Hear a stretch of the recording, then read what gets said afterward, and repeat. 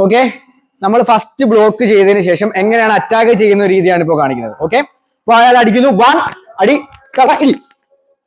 ഇത് നോർമലായിട്ട് പതുക്കെ കാണിച്ചു തരാം.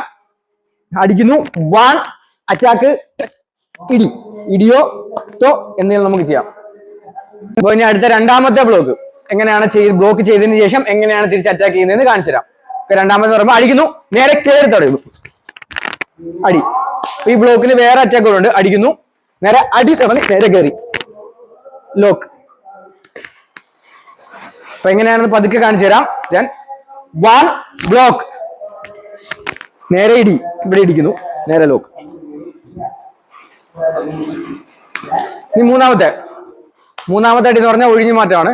അപ്പൊ അവിടുന്ന് അടിക്കുന്നു, നേരെ നേരെ ഇടി, അടി, 1 2 ഇടി. അപ്പൊ അത് കാണിച്ചു തരാം. അടി, അമർന്ന തട്ട്, നേരെ ഇടി, ഇവിടെ ആയിരിക്കും ഇടി വരുന്നത്. നാലാമത്തെ ബ്ലോക്കിന്റെ അറ്റാക്കാണ് കാണിക്കുന്നത്. അപ്പൊ അടിക്കുന്ന നേരത്ത് 1 2 3 പതുക്കെ കാണിച്ചു തരാം. നമ്മൾ കാരണം അടിക്കുന്ന സമയത്ത്, ഈ ബ്ലോക്ക് ചെയ്യുന്ന സമയത്ത് ചിലപ്പോൾ അവിടെ നിന്നുള്ള അടി വരാം. അപ്പോൾ അത് തടയാനായിട്ട് വേണം നിൽക്കുക നമ്മൾ. അവിടുന്ന് നേരെ കിക്ക്. മനസ്സിലായോ? അങ്ങനെ 1 then 2 3